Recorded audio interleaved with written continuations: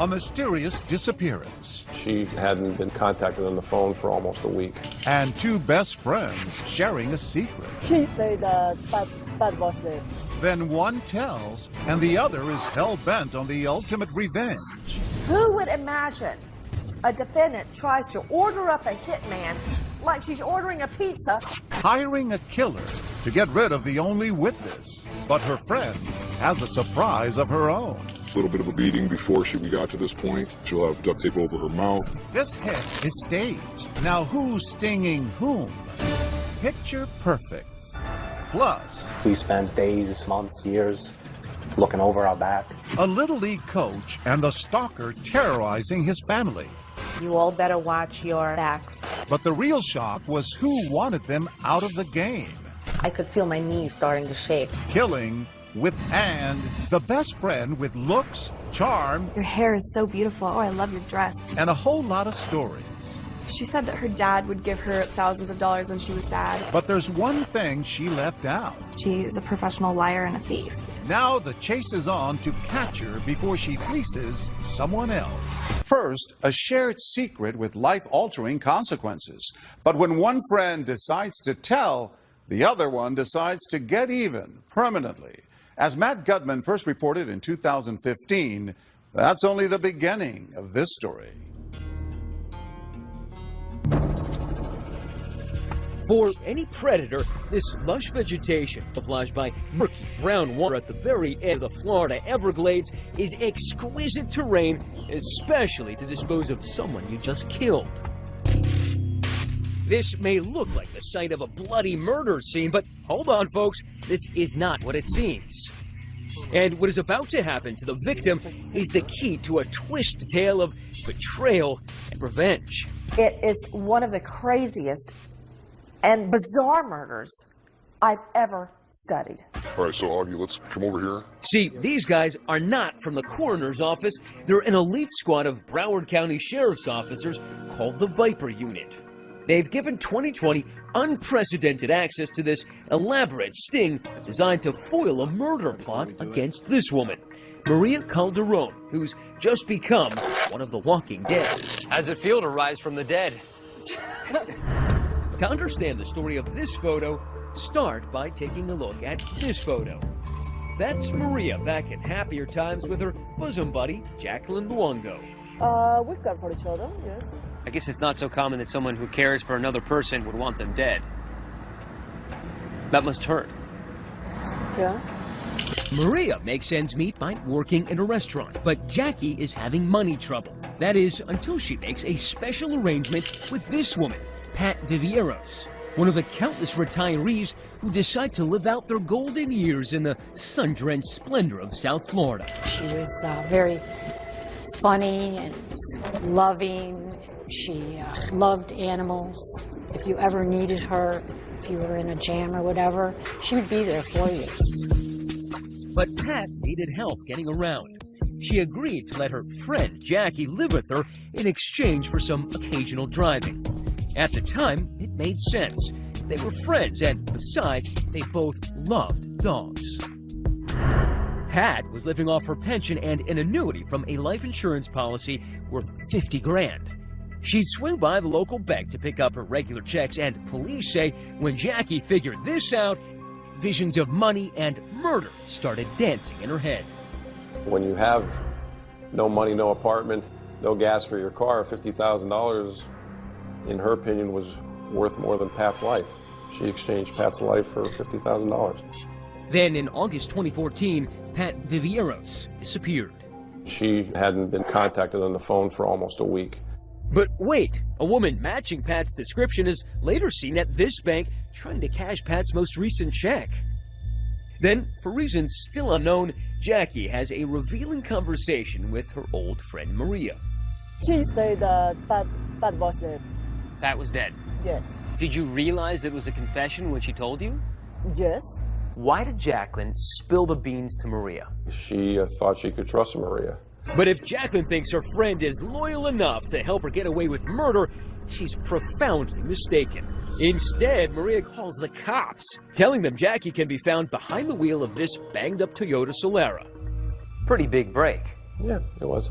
Once that tag is run, the alert's coming back to a vehicle that we're looking for, potentially somebody involved in a homicide that we need to interview. Cops, including veteran Broward County homicide detective John Curcio, head straight to Pat's garden apartment. There may have been a small struggle in the bedroom, but one of the dressers was kind of knocked off to the side, out of place, but it wasn't like there was a huge altercation. The officer, going in the closet is what found her in a garment bag, and she was in an advanced state of decomposition. Sign of strangulation, pillow? Well, her head was entirely encased in tape. Like mummified? That'd be a good description. We still don't know how many days she sat, decaying, decomposing in that closet. Think about it. She just didn't deserve it. I mean, that's just the bottom line. The coroner would officially say Pat died of asphyxiation. Jacqueline is tracked to this cheap motel and arrested. Her body, cops claim, shows signs of a struggle, as well as evidence of some criminally mediocre tattoo work. Curcio says he knows Jackie did it, and why. Hide the victim's body as long as possible and keep on accessing withdrawals from the life insurance policy. She's actually purchased a wig so that as she's attempting to cash checks, she's a blonde female rather than a brunette. Remember that bank video? Guess who? So she's impersonating the person she killed. She's impersonating the person she killed whose checks she's trying to cash. Jacqueline Luongo puts on a wig to look like Patricia. That's video the jury will certainly appreciate. New details on a disturbing discovery in Deerfield Beach. As the bizarre murder makes the local news, the sheriff's office has arrested a woman they say killed her roommate and then tried to hide her body. Jackie is charged with murder. But Jackie decides to ignore her right to remain silent. Instead, cops say that from behind the walls and concertina wire of the Broward County Jail, Jacqueline Luongo begins concocting a diabolical legal strategy.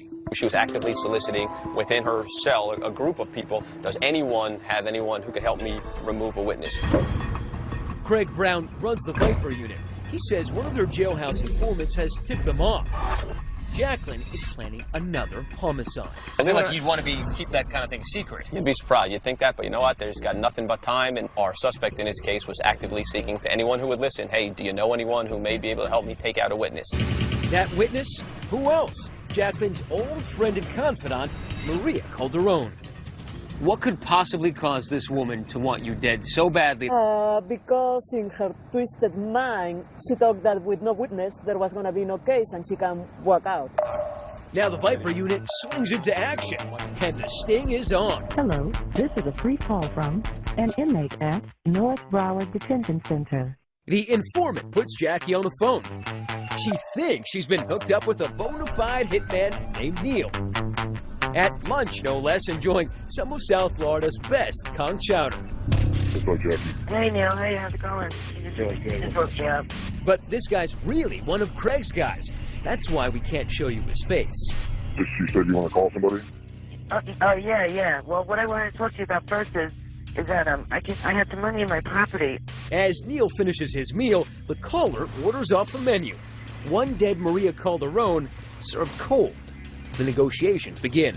So you feel comfortable and you know things can be done right? I'll do half up front and half when it's done. So you know you're getting what you want. Okay. And, we talked about 2 and 2 though, right? I thought it was 4. Since the exact amount is $3,900. That's how much I have. Okay, so all right, call 4. So do 2 up front and the rest when it's done. Okay. The deal is sealed, and apparently so is Maria's fate. For just under $4,000, one murder coming right up. And Neil adds one final touch. When it's done, I was going to show you pictures so you know that it's done. Okay. So you're not going to see it on the news, so I'll take some pictures and you can see the pictures so you know it's done before I get the other half. The Viper unit is playing its mark like a Stradivarius. And before the music stops, Jackie will face the fake hitman, the fake lawyer, and the fake corpse. Kind of a crazy thing to have to do, right? And a very real reckoning with justice. I just love it when a killer's plan all fits together. Stay with us. It's just another ho-hum perfect day of fresh air and ocean along Florida's Atlantic coast. This is where Jacqueline Luongo yearns to breathe free. Instead, she's doing morning calisthenics inside the Broward County Jail, charged and held for the murder of her roommate, Pat Vivieros, and police say her South Florida crime spree is far from over. It's all or nothing for Jacqueline. From jail, she's been trying to hire a hitman to take out the state's prime witness, her former friend, Maria Calderon. I think Jacqueline's mindset was, if I remove this witness, there's no one to keep me in jail. But the Broward County Undercover Viper Unit has hatched a plot of its own. First, an undercover cop posing as Neil the hitman goes to meet Jacqueline in jail. He has to be sure the dastardly plot is real. How confident were you when you were going in there that you were actually going to get her? I wasn't sure what to expect. We've spoken multiple times up to this point. She knew I was coming, so I was pretty confident that it was going to go the way that we wanted. Now, why does she have to kill the witness? Why couldn't she intimidate the witness? Have you beat her up or threaten her or do something?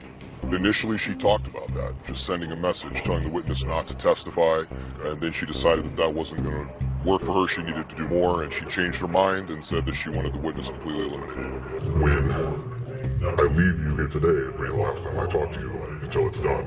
Okay, so you're 100%. 200. Okay. While his undercover camera rolls, he jots down the details every hitman needs. Short brown hair, Hispanic, 200 pounds. Okay. The game is afoot. I plan on doing this Saturday night. Call me Saturday night. I'll let you know, yes, we're good. I mean, who would imagine a defendant tries to order up a hitman like she's ordering a pizza behind bars? Not knowing whether Luongo contracted other hitmen to kill Maria, the deputies move quickly. We are there the night they go to brief her on the situation, which they insisted on doing off camera. All right, so we just left Maria. What did she say? She's in, surprisingly enough. She wants to cooperate. I think she understands how serious it is, and she's going to cooperate 100%. Were you surprised? Yeah, I thought it would take a lot more convincing. To have a murder, you need a dead body. Just hours after meeting Jacqueline, I'll just tape it together like that. Our fake hitman and the Viper team have a plan to fake Maria's death, involving a swamp, duct tape, and a bullet hole. Do you want a black eye? And some bruises, or he may be on. This has got to look authentic. So the Broward Sheriff's Office hires a professional makeup artist. And you want to make it look like she has been shot, but it's not too fresh. Right, a little bit of a beating before we got to this point. Now let's do her hands. She'll have duct tape over her mouth, so she was taken from someplace else, brought here, and shot here. So is that a specific color that's just meant to be blood, or can it be used? It's called real blood. It's called real blood. It's kind of a crazy thing to have to do, right? Oh, yeah. Stage your own death. After that quick visit to Marlboro Country, we'll let Maria do the blood. Maria is ready for her close-up. So they're applying even more blood right now. The whole idea here is to make this murder for hire look as convincing as possible. And right now, I gotta say that Maria looks pretty much like a corpse. There is a gunshot wound to the temple, forehead, an exit wound on the other side, dirt on her shirt, her pants, her hands are bound, and of course she's got that duct tape on her mouth. You staged deaths before. Yeah. Put your legs this way. Put your mouth a little more. You staged murders before. Yeah. How do people generally react when they have to stage their own murder? We anticipate the blood draining from their face, like, oh my God, I'm shocked. I can't believe someone I know, is making an attempt on my life. And am I in any fear? Is the person in any fear? We didn't get that in this particular case. In fact, Maria seems unfazed. All right. If Jacqueline were here, what would you say to her? Looks pretty good, right? Yeah. The Viper team now has grisly photos to convince Jacqueline they've just killed a girl named Maria. This is probably what I'll show her tomorrow. But would a real hitman risk a return visit to the jail? Probably not. So Neil tells Jacqueline he needs to leave town, and he's sending this lawyer in his place. So what's going on right now is we're trying to make sure that these two cameras that are going to be hidden on our undercover lawyer here are not going to be too conspicuous, and that takes a little bit of work here. The goal is to get clean video and make sure that nobody else notices. Jackie ambles into the meeting nonchalantly. The lawyer makes a nervous introduction. I'm so sorry to bother you. I've been trying to track you down all day. I was on my way home. I don't like doing this type of stuff, but Neil is, well, he's Neil. He wanted me to have you right now. He gives me very specific instructions. The instructions? First, review the envelope with the ghastly murder photos. Did she react at all? At first she was kind of shaky when she started reading the note. And she opened up the second, third pages, and, she's kind of looking at the pictures, and she's kind of nodding her head, and just like a acknowledgement. Yeah, she definitely, yep, looks good. All right, perfect. Wow. Then sign off on them, literally. The cops want to make sure they have a case beyond any doubt. It's a way for him just to verify that you saw the pictures. Oh, okay, sure. Can you help me out with that? Yeah, sure. Oh my God, you're such a lifesaver. Trying to look, this guy scares the out of me, so. Okay. No remorse? I mean, any emotion at all? Other than maybe relief. She's not upset about a person losing their life one bit.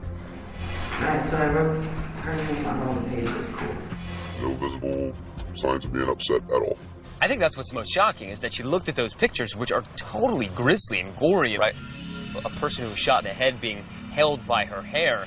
It didn't blanch, didn't stumble. This is someone who you had a relationship with, you were close with. And to have no effect, whatsoever, I think it really shows the mindset of the criminal. It says, I really don't care about anyone else. I'm just worried about my freedom and trying to beat my charge. Hello? Jackie. Afterwards, Jackie even calls her hitman to thank him for a job well done. Hey, how's it going? How did it go? Did he show you the pictures? It was good. Yeah, I saw what he showed me, and everything looked good. Okay, are you happy? Yeah, 100%. Okay. I'm more satisfied customer. When Luongo calls the hitman from the jail to tell him what a great job he did, it's like she's giving him a review on Yelp. Jackie is positive that with Maria gone, she'll beat the rap. You think that's going to help? Oh, yeah, no, definitely, yeah, because that was the only person that was going to say anything. Okay. All right. Well, if you're happy, I'm happy. I'm definitely happy. But surprise, surprise, just 2 weeks later, Jackie is slapped with new attempted murder charges. Solicitation to commit murder and tampering with a witness. Combined with her previous charge in the murder of Pat Vivieros, if convicted, Jackie is facing the death penalty. She declined 2020's request for an interview. Maybe after getting bitten by the Viper unit, she's decided she's done enough talking for now. When you put 12 in the box, this case it's like tied up with a bow and sitting on top of the Christmas tree, for Pete's sake, for the prosecution to just take down and hand to the jury. It is extremely rare to be handed a case like this on a silver platter. As of 2015, Jacqueline Luongo is still awaiting trial for both the murder of Pat Vivieros and the attempted murder of Maria Calderon. She has pled not guilty to all charges. When we come back, a family terrorized by anonymous letters. We spent days, months, years looking over our backs. And the uneasy feeling the stalker is someone they know. I know where your wife goes every day. I know where your daughter goes to dance school. I was afraid. Chances are, if you throw kids together in an activity, friendships will form. And that holds true for their parents as well. But as Deborah Roberts first reported in 2014, for the family of one Little League player, the gift of friendship masked a sinister plan. Little League season. It's all about team building, right? Well, not exactly. Lately, it's a spectacle that seems to be on instant replay. Oh my God! Nearly every weekend, perceived bad calls leading to bad behavior. But it's not kid athletes who belong in the penalty box. Stop it, guys! It's their parents. Fists. Four-letter words. Free-for-all brawls. Ooh, he just got slam dunked. And what about this out-of-control dad, so fearful his son's losing a wrestling match, he shoves a 10-year-old clear across the ring? Really? But the MVP, Most Vicious Parent Award, may very well go to Janet Chauzi. She may look like an unassuming suburban stay-at-home mom, but for more than a year, she secretly terrorized her Long Island, New York neighbors. We spent days, months, years looking over our back. It all began one summer. John DeMasi was coaching his son Dominic's baseball team when an angry letter was sent to the league board claiming DeMasi was playing favorites. It was just an anonymous letter sent how wrong I was coaching the team and how bad we were. Then there's another letter and another letter. Who could be so spiteful? Month after month, the letters kept coming. The DeMasis were scared for their lives. I know where your wife goes every day. I know where your daughter goes to dance school. How much did you alter your lives? I was working and I stopped. I didn't feel safe with, you know, somebody else driving my children. I was afraid. There was times I slept out here, just nervous about who's coming to the door, who's passing by, and it wasn't easy. But the family found comfort in friends, including Janet Chiusi, a neighbor whose son played ball with Dominic and is in the same school. She suddenly began cozying up to Linda. And Janet was texting me every other day. Texting you about what? Anything. Which nail salon do you go to? Even showing up at Linda's 40th birthday party, uninvited, and here at another event. Then, weeks later, a special delivery to the DeMasis. And there was 2 handwritten envelopes in our mailbox, so I opened both of them. One was addressed to my son and one was addressed to me. I made it my life's goal now to observe your family on a 24/7 basis. Don't be planning a vacation anytime soon. You will have no home to come back to. That had to knock you for a loop. I read the letter written to my son, which was just took me down because it just said that if your father doesn't step back, I'm going to kill him. You might never see your dad again. You all better watch your backs. This is no joke. This is as real as it gets. To get the hell out of East Meadow Baseball. That's to a 10-year-old child. Could you believe that this is stemming from Little League Baseball? A death threat? No, I couldn't. But it did. Batten down the hatches, lock up, call the police. This is at a next level. How frightened were your children? We sat him down and explained it. His initial reaction was to put down his glove and his bat and said, you know what, Dad, I don't need to play baseball anymore. Yet the DeMasis refused to give in to their tormentor's demands. John remained the coach, a terrified Dominic still on the team. I was definitely nervous, and when I got up to bat, I felt like someone was always watching me. It definitely made the game more nerve-wracking and harder to deal with. As the frightened family struggled to go on, Nassau County Police were sifting through the baseball parent list, looking for anyone who had an axe to grind. And they gradually began focusing on one key piece of evidence, those envelopes that contain the hateful letters. I mean, if you just look at the town and the zip code on every single envelope, you could see that they're all the same handwriting. And another slip-up, the stamps were all identical. That made it apparent that we were dealing with the same person on each occasion. But who? Turns out investigators were zeroing in on a parent no one would suspect, that new friend, Janet Chiusi. Some of the content in the letters showed that this person had some intimate knowledge of the family's background. And that's what ultimately led us to Miss Chiusi. But to nail her, police needed a copy of her signature. So Linda DeMasi hatches a plot to trick Chiusi into giving her one. Linda has her 7-year-old daughter collect addresses for a fake fundraiser. Chiusi takes the bait. The way she wrote East Meadow, it was a certain way, and I could feel my knees starting to shake as I was standing there, and I couldn't believe it. A chilling discovery. Linda knows beyond a doubt that her so-called good friend was harboring some bad blood. So suddenly you knew that Janet Chiusi was behind it. It was like a wave just came over us.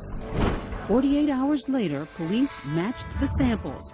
They had their woman. New this half hour, a Long Island mother arrested, accused of bad behavior. Janet Chiusi was arrested, charged with stalking the DeMasi family. And she made a full admission to her authoring all the letters and making these malicious accusations. But what could lead a parent to threaten to kill another? Chiusi told police she was angry because John, as coach, didn't choose her son for the Little League travel team. She pled guilty and was sentenced to 60 days in jail and ordered to stay away from Dominic DeMasi. In a statement, her attorney says his client was genuinely remorseful and recognized the seriousness of her crimes. For the DeMasis, justice. But what they didn't get was an apology. I wish that as a mother she could look at me and say, I'm sorry. I'm sorry I did this.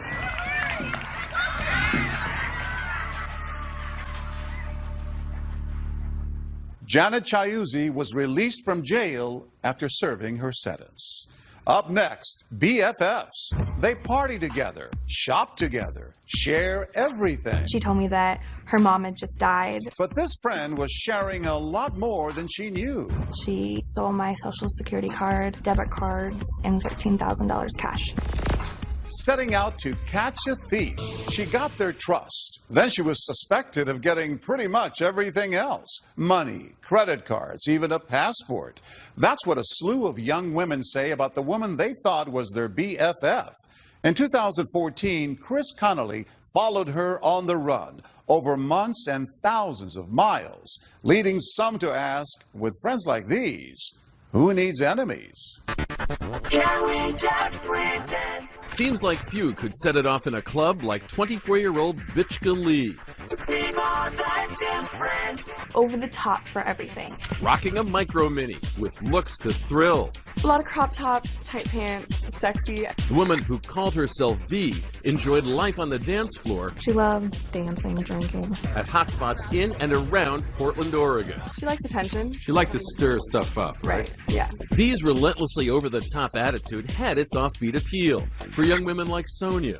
I mean, I didn't even know the girl, and it was like, oh my god, I love you. We need to hang out again. For Leilani. She uses her cuteness to make friends and boyfriends. And for 22-year-old Taylor Nunes. This aspiring pastry chef says that at the start of their 4-month friendship, V was sweet as pie. Your hair is so beautiful. Oh, I love your dress. Oh, your skin is so nice. Okay, that's like a lot of compliments.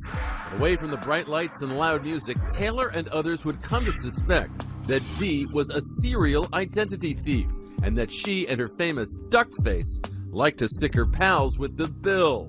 She was really good at telling her lies. She's a professional liar and a thief. Despite early misgivings, Taylor became pals with V, who had money to take her shopping. She'd even console Taylor after the death of her beloved Chihuahua, Leopold. After that, she was constantly there for me, and so I thought I could trust her. Before long, V had picked out an apartment for the two of them to share. So obviously both your names were on the lease because you were renting it together. Should have been. She doesn't have rental history, so her name couldn't be on the lease. That's what she told you. That's what she told me. Pretty soon, strange things started happening. $400 in unfamiliar charges turned up on Taylor's credit card. Then on a shopping run, V flashed some big-time cash. And she was buying like $2,000 worth of bedroom and house stuff, and she was going through her wallet, and there was so much money in there. Only 24 hours later, when Taylor checked her bedroom for the money, did she have an idea where V had gotten all that cash? She stole my social security card, debit cards, and stole $13,000 cash. So right in front of you, yeah, she was buying stuff with the money she'd stole from you 24 hours before? Yeah, I knew that it was her who had to have taken it. This is my bedroom. When Taylor took us to the scene of the alleged crime, her feelings of violation and betrayal were still vivid. I was so distraught, I couldn't even stand on my own 2 feet. I felt like my whole world was falling apart. Along with Taylor's life savings, something small but precious to her was also missing. My really expensive hair straightener, and she'd been the only person in my room. Why aren't you telling her to get her behind out of your apartment toot sweet? I was so overwhelmed. I didn't know what to do, what to say. I was a mess. I was in tears. I was crying so hard, and she was trying to convince me that the previous tenant could have still had the key and they could have come into the apartment and gone through my belongings. Like, most fabricated stories ever. But I was so distraught, and this was supposed to be my best friend. In days, V had gone from best friend to frenemy deluxe. Now she was gone, period. She said she was going to go to LA for a week. That was 3 months ago, and still no V. Why do you think out of all your friends in your circle, she picked you? Because I'm gullible. I'm not very good at hiding my vulnerability, and I believe that she preyed on that. She took advantage of your good qualities. Yeah. How does it make you feel? Pretty awful.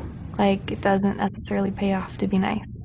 16.6 million Americans were victims of identity fraud in 2012, and only 9% got the police involved.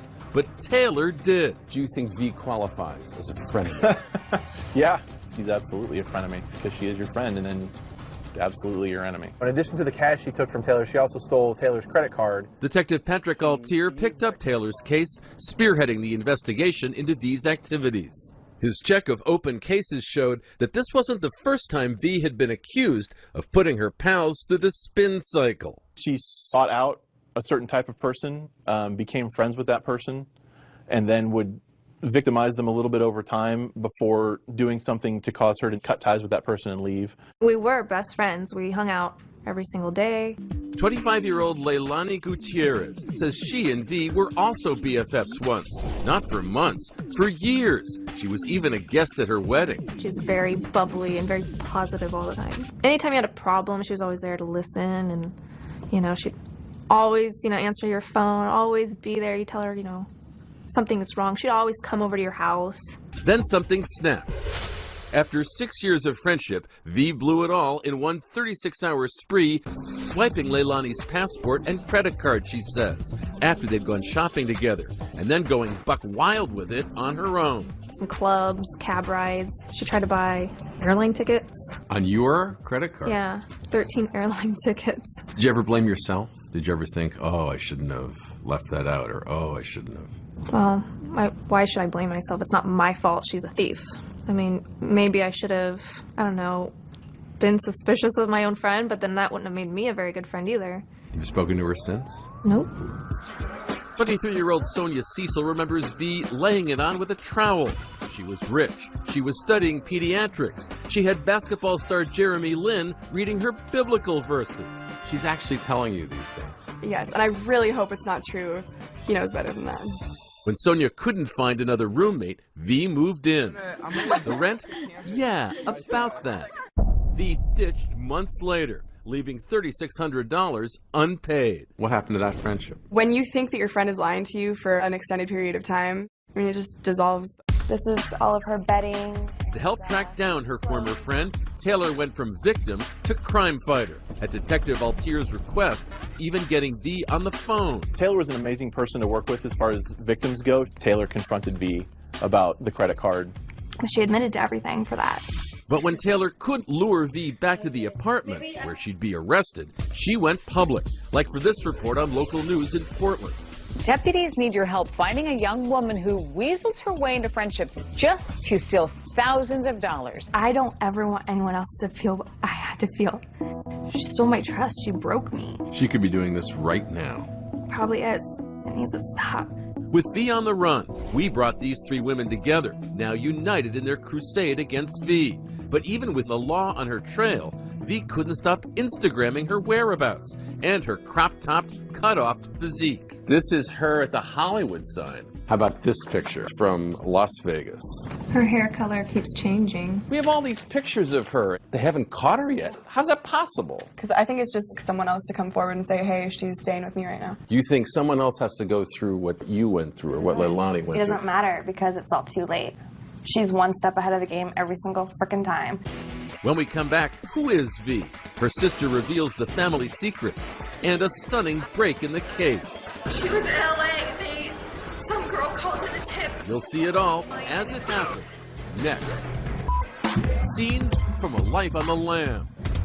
Vishka Lee, known as V, flashing dance moves and poses from Vegas to LA on Instagram, to a host of one-time pals from Portland whom she'd allegedly ripped off for tens of thousands in cash, trips, and luxury goods.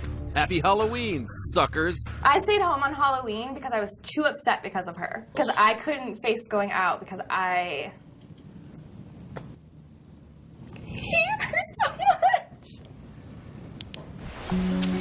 Taylor Nunes says she lost everything to V, from her $13,000 in life savings to her $200 hair straightener.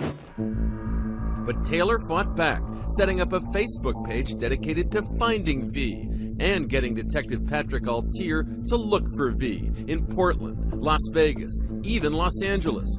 Sonia Cecil felt certain V's last dance was drawing near. We're gonna find her. Where can she run and hide? Come on. You got this. You're the reason she's gonna get caught. So when she's in jail, you can go visit her and just laugh in her face. V spinning a web of lies large and small. She said that her dad would give her thousands of dollars when she was sad. She told me that her mom had just died of breast cancer. So who was the real V Lee? This person had the answers. V's estranged older sister, Marie Lee, who can recall the horrors she saw before her family fled war-ravaged Cambodia. Maybe she's not endured life like I am, where witness death in front of you. And V, she never saw these things. No. V's parents struggled to succeed doing farm work and wanted their daughters to live the American dream. For V, her sister says, it was more like American hustle. I don't think she wants to work. Maybe she expects to just people hand her stuff because she was spoiled. Sweet-faced as a youngster, V never graduated high school, Marie says. She skipped school a lot. I told her, you know, if you're not going to school, you're gonna have to work hard like me. Marie, what would she say when you told those things to her? She just brushed it off. It's more like, oh, whatever, it's none of your business. You're just my sister, you're not my mom. So for me, I just have to back off. Still, when V told her sister she was having boyfriend issues, Marie took her in, offering room and board in exchange for some nanny work. But then, one night, when Marie and her husband went to check their hidden lockbox, to their horror, they discovered $10,000 they had saved was missing. My husband screamed from upstairs. He's like, money's gone. My heart just dropped. So I said, did you take my money? Sure, she denied. I said, who else have access to my room but you? Did she stay in your house after that? No, she never come back. If you can't trust your sister. Yeah, can't trust anybody. Now V is on the run. Wanted in 2 Oregon counties for forgery and identity theft. V deletes her social media accounts. Location unknown. On the evening of November 12th, Taylor feels certain that V will hit some big city clubs for her birthday the following night. She's gonna find as many rich people to hang around as possible and celebrate her birthday. Yet at that same moment, 1,000 miles to the south in Los Angeles, V's newest friends, Jamie Charon and Margot Valet, have grown suspicious of the club-hopping, money-mooching, teller of tall tales young woman who's been crashing on Jamie's couch. When they Google her name, the women are flabbergasted by what they find. There's Facebook pages that are dedicated to finding her, Twitter accounts. Immediately I look at Jamie and I said, this girl is psycho, like there's something wrong with her completely. So we called the cops. In Portland, less than 3 hours later, Detective Altier is sitting down with 2020 when suddenly his phone blows up. The LAPD has nabbed V. And after he tells Taylor the news... Oh my God, I can't even feel my legs.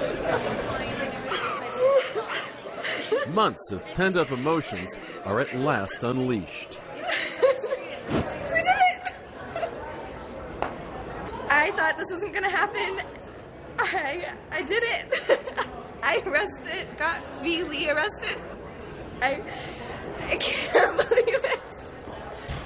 We scramble upstairs as events unfold rapidly. Yeah, she's actually the victim in one of our warrants.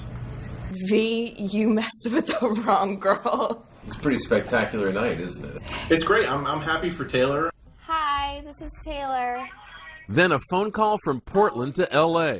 You have no idea how grateful I am that you guys called the police tonight. Thank you. Aw, thank you. No, if it wasn't for you, we wouldn't have found her and this wouldn't have happened. Oh, and remember Taylor's $200 hair straightener? The one V ran off with? Do you have a red straightener? A red straightener? Yes! Oh my God, that's my straightener! Yup, we have it. The next day, Marie Lee is sharing her stories of the estranged sister she hasn't heard from in nearly a year. Do you know what day in your sister's life this is? It's her birthday. Do you know where she is right now? I have no idea. She's in LA County Jail. For real?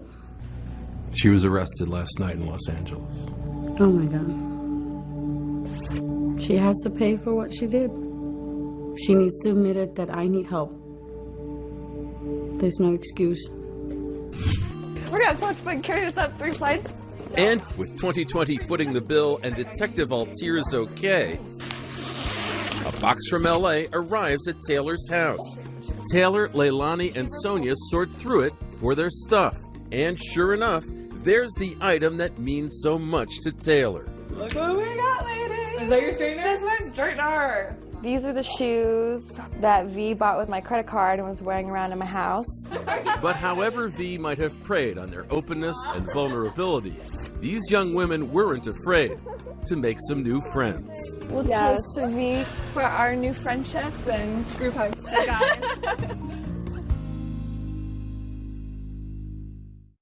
As part of a plea deal with prosecutors in Oregon, Vichka Lee pled guilty to 1 count of first-degree theft and 2 counts of identity theft relating to her interactions with Taylor and Leilani. She was sentenced to 6 months in jail in order to pay restitution in those cases.